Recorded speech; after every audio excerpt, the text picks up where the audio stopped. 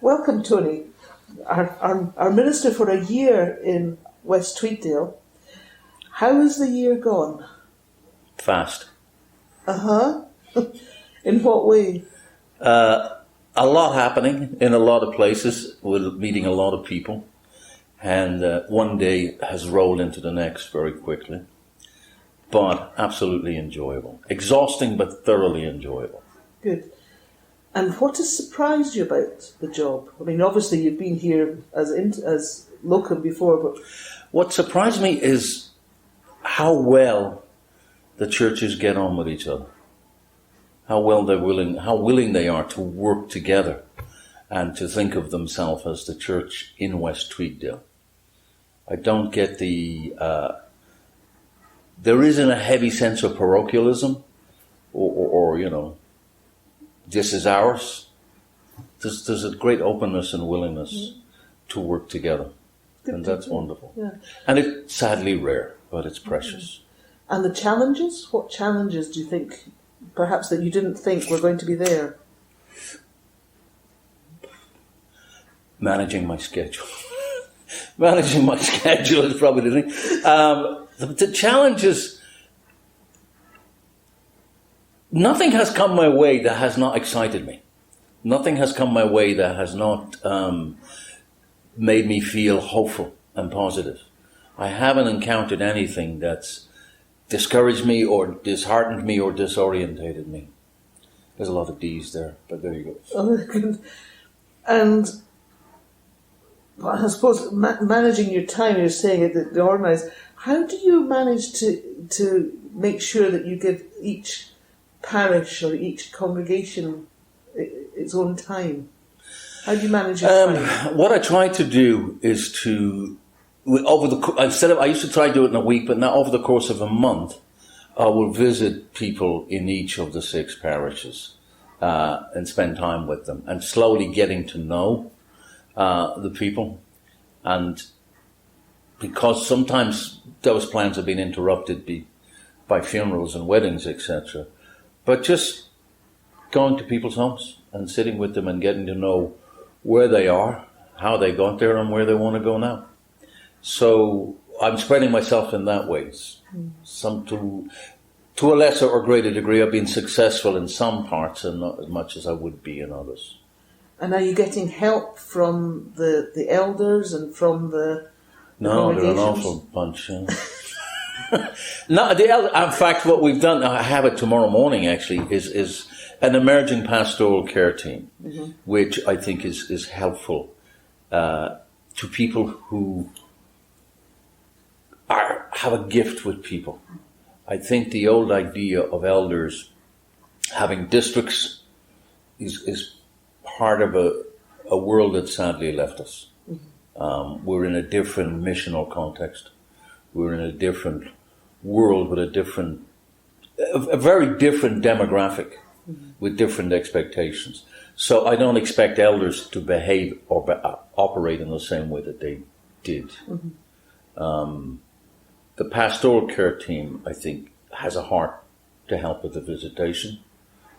And then we have for the want of a better term, the teaching elders, which help with the teaching ministry, preaching ministry over the 6 parishes. And that's invaluable. A lot of people tend to think that if the minister isn't visiting, then the church is not available, or that they haven't had a proper visit if the minister hasn't been. What can you say to those people? I get where they're coming from. I actually had somebody who's not by any means a churchgoer, or even when I asked them about their faith, they said, at best I'm an agnostic, but they said, I appreciate the role of the church. And he says, as a minister in this area, he basically was saying, actually, I know what he said, but I was a bit embarrassed. He said, you are supposed to represent the best of us. And to be the kind of the benchmark. So it is your presence in our homes and your presence in the community reminds us that we are meant to be present for each other. So it's not that he says, I don't think people are expecting you to visit everybody. But the fact that you are present and visiting reminds other people that's something we should be all doing. Okay, good. And then looking into the future, how do you see things developing in this area in terms of the church? I think we have to be realistic in the fact that this is a rural community. So we're never going to be mega church. But I do think that we can be good church. And I think... What do you mean by that? Well, I think that if we continue to model great care for each other, great love for each other, and we work on making not just our buildings, our services more accessible and less Spartan, more multi-sensory, more engaging with the different expectations. I think I see only a positive future. I have had the privilege of being in all the parishes, and I've met people who don't go to church in all of the parishes. Nobody has expressed a hostile attitude towards the church. Nobody has even expressed a hostile attitude towards God. I've had countless conversations with people about God and the gospel and about the church. One of the surprising things I've discovered is that I've talked to people who've actually said to me just recently even, I used to go to church. I used to go to the worship, but they said, and I want to go back. I'm just not sure how welcome I will be. And more than one individual has said to me, I was asked more, but they said to me, as somebody who's coming into the Church of Scotland from the outside, how are you experiencing it? What's the thing that stands out to you? And I says, well, one of the things that stands out is that it's very white and it's very middle class. And they were not from a middle class background, and they said to me, yeah, that's how I see it, isn't it? And that's what makes me reluctant to go, a little bit apprehensive. He was not blaming the church. He said, they're lovely people. He says, it's a thing in me. And again, it wasn't just a he, there were she's who said, I'm just a little bit nervous about coming into the building and being with people and how I'll be received. If people are wary about going into the church, coming to us, if you like, how do we as a church go out into the community more? How do we reach out to our community more? I think we need to become more adept at creating context for conversations, social events.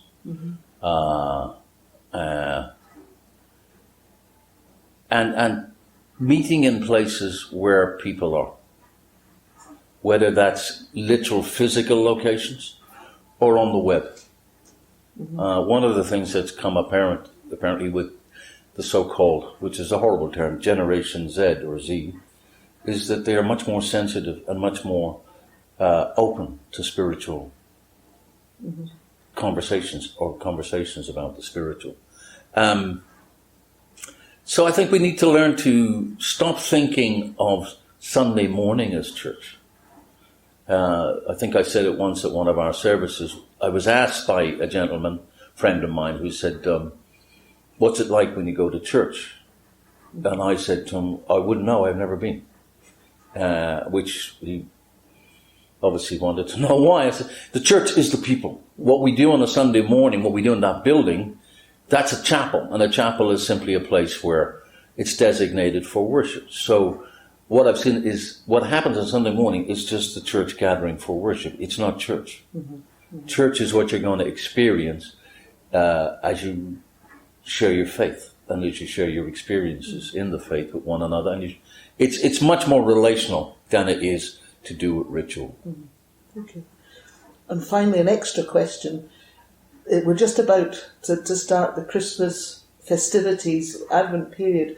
What would you say to the parishes this Christmas? What would your message be about Christmas this year? Let's celebrate it, good and proper, together. Let's make it. Let's not expect people to make Christmas for us, but let's try and make Christmases together. Okay. And to give what we have,